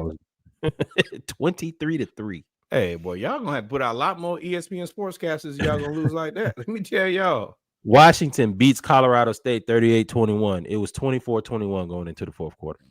Mm-mm. We're not going to talk about the top teams of Penn State, Oregon, and Ohio State because they won already. Nebraska 20-17 over Cincinnati. I do want to give Dylan Raiola a lot of credit. He didn't force it. He played within the parameters of the game and made good decisions. Cool. Okay. I'm just talking about the overall middiness because y'all have been in my comments since we dropped them reels 6 days ago. Y'all have been in our DMs. So I'm going to keep going. Minnesota against Buffalo. It was 13-10 going into the fourth quarter. Rutgers against Ohio wins on a field goal in the fourth quarter, 34-31. Ohio State? No. The Ohio Bearcats. Ohio, you mean Ohio University? Ain't no way. Now, everybody else won the money games. We talked about Michigan and New Mexico. Maryland looks great against Florida Atlantic. Malik Washington looks like the truth. And we told y'all. y'all. Needs him too, because otherwise I think they're going to get him out of there. We told y'all. The top 3 are good. The rest of y'all, the mid and Big 12 is less than the mid. They should call y'all left and call y'all right because y'all butt cheeks. Let me tell you. It is bad. So I just wanted to address y'all to tell y'all. I told y'all was trash. We told y'all was trash. And y'all kept trying to say the SEC dead. Cool. Bama's gone. They're not even gone. We'll just say they had a bad game. Y'all don't really have a lot of room to talk. Y'all have no room. Especially losing to Tulane. It's not like Sean what's his name coming back and play for them. What other quickness we got? K-State loses to Iowa State. Kansas State, we kind of believed, many people, including myself, believe that they might be in the running for number 1 in the Big 12. And just that quick, they lose the first one. Iowa State. No, they were all picked to go 4-5 and 5-4. This is another. They could play 3 conference games in a row and lose and still win the Big 12. The Big 12 is mid too. And then also, now that was surprising. Boise losing 7-34 to University of South Florida. Hey, and it was never close. No, it was never. It was the only way it was close is when it was 14-0. Y'all got bulled. Y'all got ran over for real. Yeah. Y'all. I don't know exactly what to tell y'all other than it ain't looking good for you. No, y'all in y'all top 25, y'all might not be top 50 after getting whooped like that. Yeah, they don't respect. Well, I think Boise is Big 12 now, right? Hey, don't worry about it. Don't worry about it. Your playoff hopes is over. I don't care.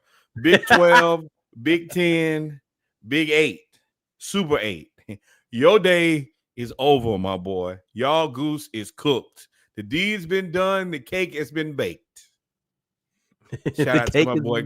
Yeah, shout out to my boy. Lord Jesus, shout out to Atlanta. Pray for our city. That's your city. I'm from Augusta. And then we're not gonna take a transition here. We're gonna go right into it. Atlanta, the Falcons kick off. The Bucs. We play the Bucs on Sunday. We have made an announcement. These are our captains for the people who are listening. This is Jesse Bates, 4-time captain. Caden Ellis, 1-time captain. Bradley Pinion, 3-time captain. Michael Penix Jr., Big Penix Energy, 1st-time captain. Chris Lindstrom, 2-time captain. And Jake Matthews, 5-time captain. I'm very excited for this team. I think that we have potential to be really good. I think that if we're not really good, then somebody else will come right on here and try to drive this car. I'm excited to see what we do against the Bucs. I'm not going to lie. I'm also happy that they're not at 100% right now. They don't have Tristan Wirfs, I believe, and I also believe that Chris Godwin is out. We need to do what we can to steal wins because that is a good team. I'm not going to sit here and flex and say they're not. I respect the hell out of the Buccaneers. I think they're going to be a problem and a thorn in our side. So what do I say always? Do your work early. Make hay while the sun shines, as the old people say. What would you like to see this week? I'm terrified. I am terrified of this game. I am terrified.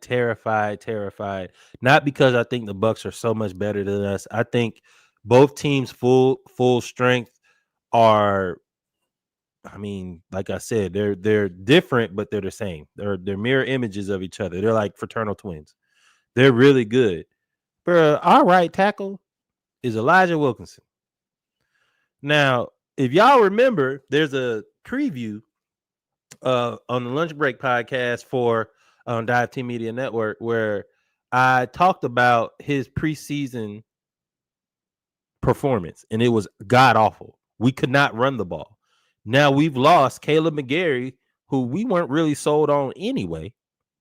Then we lost Storm Norton, who was our swing tackle, who gave us depth. And now we have to play Elijah Wilkinson against that Bucs pass rush. I'm terrified. If we can hold it in the road and he can actually be okay, him and Bergeron can work him and Lindstrom can work together because Bergeron's on the other side. Him and Lindstrom can work together and we can run the ball, we'll be okay. If Wilkinson can't hold up, it's going to be a long day because we signed 5 tackles that are basically in competition every week to start. I like it. If that's how you got to do it, sign so many that we can't help but win. Yeah. So that's what I'm looking for is the offensive line. Everything else, I am, of course, right cornerback. But hey, we rocking with your boy Mike Hughes. So, Billy Bowman, all these rookies. Billy Bowman is starting. Yep, and Xavier Watts, which those were the two that we knew was going to happen anyway. D. Alford, I expect to see a lot of him, even though he's not starting. Me too. I expect to see a lot of D. Alford and DeMarco Hellams. I don't think Jordan Fuller. I like Hellams, man.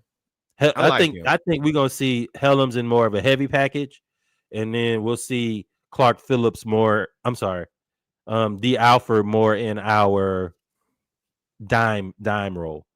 I hate what I heard about Braylon Trice. They said this was part of the plan, though, that he was supposed to play a little bit in preseason and then kind of ramp up his treatment during the season. But he looked good. Braylon Trice looked good. He's probably they're talking about he's going to take over for Arnold Ebiketie after this season, which I could see it because he's much better against the run. What about the offense? You think we bail on Ebiketie? We got to pay him. Then yes, we bail. I want to see Michael Penix Jr. get into a groove kind of early. That really is the big question for me is just getting him comfortable, keeping him protected, and letting him find his rhythm. We know Bijan is Bijan and going to stay Bijan. Drake is Drake. He is a murderer. Kyle Pitts, you got to come on with it. You need to look like the best tight end on the field. You cannot get outplayed by Cade Otton. Consistently, when we play them, Cade Otton cut our ass, and you don't do enough butt cutting. This is your time. And every game that you play, yes, but what I'm saying, well, then you definitely got to step it up. You're the man. But for me, I don't like to say it's not good. But I have no issues with him not playing. First play of the second half? Oh, they come on right down with it. Damn, Belichick. But I just want to see the offense get into a rhythm. They said that Mooney's going to be ready for game 1, right? Yeah, he's supposed to play. So, but I expect for him to be. I expect to see a lot of Kyle Pitts in the wide receiver. And put Bijan, put him in the slot, bro. I expect to see a lot of Casey Washington. I expect to see a lot of him. We can get it done with, I mean, y'all know what I say. Put all the best players on the field. I think that Bijan in the slot and Pitts on the outside probably is, those are our best guys. And you have to believe that because that's the draft capital that you spent. Put these motherfuckers on the field at the same time. You ain't got nothing to save, brother. If you can learn anything from Mike Norvell in Florida State, give it the gas. Go out in a blaze of glory, or you're gonna go out. Yeah, it's that simple. Defense, what you looking for? Edge. I want to see pass rush. We paid for pass rush. Show me pass rush. Got to see it. That's what we want. That's what we need. That's what we got to have. I'm going to just say linebackers. That's your edge. That's also your inside linebackers with Devon Diablo and Caden Ellis. They've been talking up Devon Diablo all offseason, and we haven't seen it. Raheem does not play his starters in the preseason. For real, he did not play Devon Diablo. He did not play Caden Ellis. He did not play Mike Hughes. He did not play AJ Terrell, Jesse Bates, or Xavier Watts. So, all intents and purposes, in in-game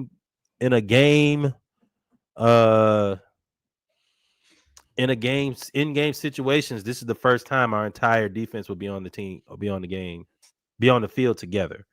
So I'm looking for that. I want to see how Devon Diablo is going to play, how Caden Ellis is going to play. I see that they got D'Angelo Malone. I told y'all on the Lunch Break podcast, they go keep D'Angelo Malone because he plays inside, outside, and also is a good special teamer. Our whole roster, there are some surprise cuts. We signed a lot of people that can play special teams. If you can't play special teams as a reserve, this is like the Saban philosophy. If you can't, I don't care if you're a 5-star. I don't care who you are. If you're a starter or not. All of these plays matter. Get your ass out there. Get it done. And I will say, if you look at this defense, I'm just going to run it for you. It sounds damn good. Ebiketie, Onyemata, Rukaroro, Leonard Floyd, Caden Ellis, Devon Diablo, Jesse Bates, Mike Hughes, Xavier Watts, Billy Bowman, AJ Terrell. Then you got Zach Harrison, Jalen Walker, Brandon Dorless, James Pierce Jr., JD Bertrand, Clark Phillips, DeMarco Helms, D. Alford, and they like Natron Brooks a lot. This is where I lean towards Raheem. I think that Terry Fontenot has put together a very solid team of players. Do I think that there are certain places? Would I like a better wide receiver 3? Sure. But I mean, Ray does, he's kind of multi-purpose because he's a receiver. Yeah. And he also is a special teamer. So he's kind of a 2-for-1. But I think that this is a good team. I think that this is a well put together team that makes sense. The offensive line is extremely solid, minus the guys who are injured. So I just want to see really execution. That's what I need. On defense, I want to see it stop the run too. Because our D-line, this is our defensive tackles, 295, 310, 297. So we only have one person over 300 pounds on the defensive line. That could be problematic. That puts a stress on our linebackers. It's a little light, and the linebackers are a little too. But I think they want speed. They want speed. They want speed and aggression. But just in case, I have been keeping my eyes on it because he had his best years up under Jeff Ulbrich. And he is 6'4". There he is. He's 6'4". He makes about $24 million a year. They may need a quarterback soon. Jeff Ulbrich. I have no problem going to get Quentin Williams from the New York Jets. in exchange for Kirk Cousins. Oh, they're not giving. And we'll pay the money difference. If you'll probably have to get Quincy Williams, but Quinnen, they ain't gonna give him that. He is. If we got to sweeten the pot, I don't care, dog. If you might have to send him some. We need a defensive tackle to be able to stop the run. We got to be able to stop the run. We can't stop the run. We ain't gonna stop nobody. I agree, but I think that it's a very weird place. Because you look at the Falcons and you look at the Hawks and you're like, I think I like both of these rosters. I just got to see it now. Yeah, for sure. For sure. And unfortunately, the team that's been the best for so long, they have an elite roster and they ain't put it together. So you do have to at least understand that just because you got the players don't mean that it's going to go the way you think it is. Ooh, we played Tampa. We got to get this game. Right. We got to get this game. And this is the one to get. Yeah, because they're going to be full strength next time we play. Exactly. So, yeah, you steal when you can, for sure. With that being said, we have taken care of business here today. Thank you guys for rocking with us. We truly appreciate it. Welcome back. Welcome back. Welcome back.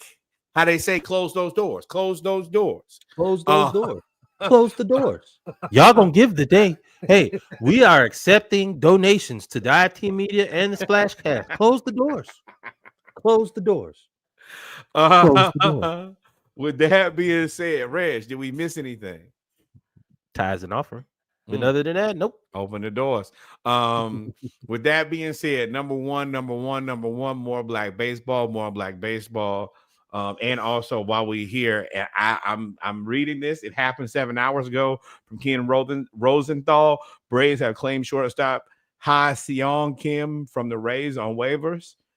Kim is owed $2 million for the rest of the season. Has a $16 million player option for next season. The Braves get a look at him for a month as he comes off of IL for lower back inflammation. So yeah, we're trying to figure out a shortstop. I haven't exactly figured out why they continue to play our starters even after we've been eliminated from the playoffs at this point, but we do. Number two, this space is now open. I am not supporting any more black cowboys and cowgirls. I don't need to know where them fans at. Y'all done trail road all the rides. That's it. And then yes, we are looking for additions to number two. Whatever y'all have as far as suggestions, we are open to hearing them. And of course, number three will never change. The historic Black College University you went to, your auntie, your cousin, your uncle, the person who used to laugh and kiki in the back of church, send some money over there. The historic Black College University in your neighborhood, the one you go for homecoming, step shows, to be around young people for the vibes. You over there sucking up the set out, drinking up all the liquor, eating up all the chicken. Least you could do is send some money to the school. And then finally, the greatest learning institution in all the world, the Hampton University.